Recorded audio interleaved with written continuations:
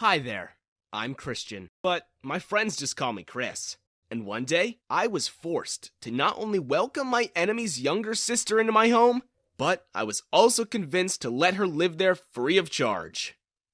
Before anything else though, don't forget to subscribe. Give this video a thumbs up, and hit that notification bell icon to show your support for me. Brian and I had always been at odds. Ever since he started his restaurant, he'd given me nothing but headaches. The restaurant began in my garage. We spent weeks and months of conceptualizing and making sure everything would flow smoothly when we did launch. Brian bankrolled the whole thing while I provided the ideas, tested the recipes, costed every menu item, and came up with our business model. I even designed our logos and drew up our marketing strategies. Brian was just as heavily invested in the idea as I was.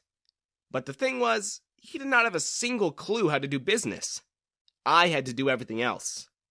In essence, all he really brought to the table were the funds, and that made for a tense working relationship.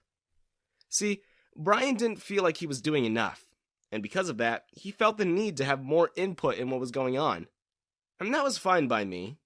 But when his ideas began to head towards the realm of unsustainable, unprofitable ventures, I had to be able to say a firm no. Unfortunately, Brian did not take that so well. In his mind, what he wanted needed to be done. Because, as he said, it's my money.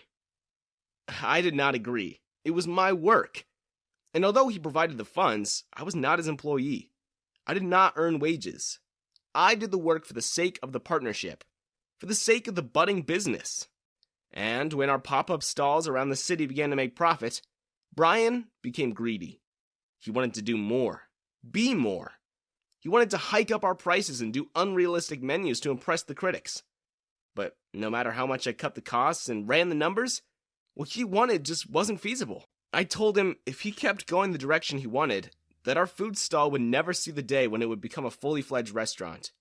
And the deposit he paid into buying land for our intended venue would be for nothing. But Brian didn't listen. He was convinced our small success would continue. He was convinced that our food stall's momentum would keep going.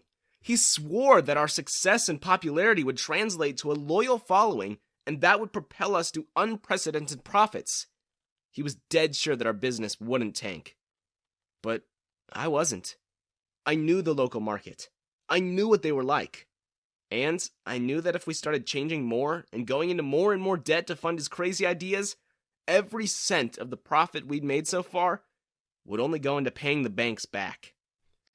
And that soon enough, the public would lose interest in the food stall that charged exorbitant amounts for its ridiculous menu. We agreed to part ways, but Brian was sore about it. As I didn't get paid a cent, I of course took back all of the work I did for him. I left without giving him the recipes and handbooks I'd developed. If he wanted to continue on with the concept, he was going to have to buy it from me. It was good work, after all. And any work was worth money if someone was going to profit off of it. Brian had other ideas. He felt the work belonged to him.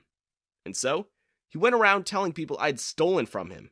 He told anyone who would listen that I had restricted access to my recipes, even though he'd paid me and had bankrolled the business. The fact was that my work was unrewarded. I did not even once, receive any compensation for the 6 months that I'd spent laboring day and night to perfect our little business. Unfortunately, because he was the one with the connections and money, everyone believed him. I was disregarded in the community. But I was undeterred and unbothered. Anyone who mattered to me knew what kind of person I was. And anyone who would believe a con man like Brian deserved to see for themselves what kind of sleazy, lying snake he was for themselves. Brian went forward with the business. For a couple more months, he conducted a few pop-up stalls around our city. People kept coming back because they expected to find my food, the food they'd grown to love and crave. But with every return customer that went to Brian's stalls, each one came away disappointed to learn that the food tasted leagues different from what they used to get. Slowly, they understood that Brian was lying, and that he did not know how to cook or run a business. I'd heard the profits of Brian's stall began to decline, and so he hiked up his prices even more. That turned off even more customers. But not to be discouraged, Brian still went along with building a restaurant on the plot of the land he bought. The expense was enormous. He wanted everything to be as high-end as possible, and the prices of the food reflected his expenses. Unfortunately, without my guidance or the guidance of a proper chef, the food did not live up to its prices, and more people avoided Brian's newly minted restaurant. When his restaurant completely tanked and his business crumbled under the weight of his debts, Brian blamed me. He told everyone again that it was my fault and that the business model I'd designed was designed for failure. Less people believed him that time, but still, some did. His sister Sammy saw it all unfold. She had been there since the beginning, supporting us and taking care of us whenever tensions rose and stress levels skyrocketed between her brother and I. That meant Sammy knew the truth. And although she'd kept quiet the whole time in support of her brother, when Brian badmouthed me for a second time, she was not having it. She confronted her brother one day. "Why won't you just quit?" she said to him. "You've run yourself and your business into the ground because you're too proud to admit that you don't have what it takes. You didn't listen to Chris, and your pride wouldn't let you listen to anyone's advice. He told you this would happen.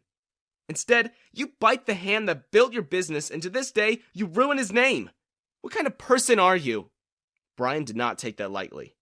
More than anything in the world, he despised disloyalty.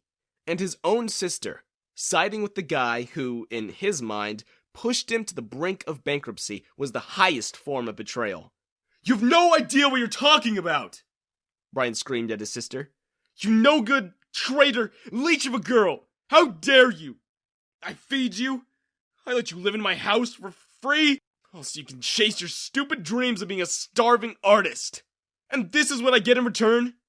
Pack your trash in a bag and leave. I don't need you. I don't need anyone. You're just a waste of space. You deserve to live in the streets." With that, Brian dragged his sister out of his house. He threw her belongings out with her. And before the night was over, Sammy was all alone, in the cold, with nowhere to go. With her dying phone battery, she called me. And although I had my reservations, I could not help anyone who was in that situation. Much more, someone I knew. I was skeptical at first. I thought it was once more one of Brian's plots. I resented that Sammy never said a word to defend me when Brian kept smearing my name to his friends. To be completely honest, I didn't like Sammy at all after everything happened. I thought we were friends, but the whole time, she never defended me. And that cut me deep. I didn't want her in my home, and so I told her she was only welcome to stay a night, and that the next morning she needed to find somewhere else. I heard her crying that night, though. As I lay in my bed and she lay outside on the couch, I couldn't help but feel sorry for her. I felt like I had no choice in the matter, that throwing her out would make me no better than Brian, and if there was anyone I'd rather not be like, it was Brian. And so, despite my misgivings, I decided to let her stay. I soon found out, as we got to talking some more, that she had tried to defend me, and that Brian threatened her when she did. And as she did not want to be thrown out, she had to obey her brother. Sammy and I grew close as time passed, and when she'd lived with me for about a month, I decided to help her out with her art. I had enough money saved, and I felt, with her talent and my business savvy, we could start a good enterprise together. We started with a small Etsy shop where people could print her art anywhere they wanted. And because of the quality of her work and my tireless marketing, we eventually made good money. Our relationship blossomed as well. I began to date Sammy, and eventually, word of us dating and our budding successful business reached Brian. He was furious. One night, he banged on my door and demanded to be let in. "I nurtured your talent," he yelled at his sister. "For years you did nothing but mooch off of me as I paid for your materials, and now you make a business out of it and I don't even get as much as a thank you? So, you're claiming your sister's work now too," I interjected. I'd had enough of Brian always claiming credit for other people's work. Brian shook a finger at me. "Don't you dare presume to insert yourself in something you're not a part of." I could see the veins on his temples begin to throb, as if they would burst at any time. I wanted to give him a piece of my mind, but I didn't want to cause his heart attack. And knowing Brian, he'd blame all of it on me. Sammy, though, was done tolerating her brother. "Oh, shut up, Brian," she exclaimed. "Christian has as much say in this as anyone. He is a part of this." And then she flashed the engagement ring I gave her only a week prior. Brian went white, with anger, Shock? Or both? He stuttered through his words, unable to comprehend what had just happened. He shook his finger violently at us and said, You... Who... Why? And when he couldn't form a coherent thought, Sammy butted in. I want nothing to do with you from now on. We don't want anything to do with you. Now leave. Go before I call the cops. Not only did Sammy and I's relationship blossom further, our business did too. Eventually, we bought a house and started a family. We never talked to Brian again. I wish I could have rubbed our success at Brian's jealous face, but hearing that he spent his life trying to pay the mountain of debt he had was revenge enough for us.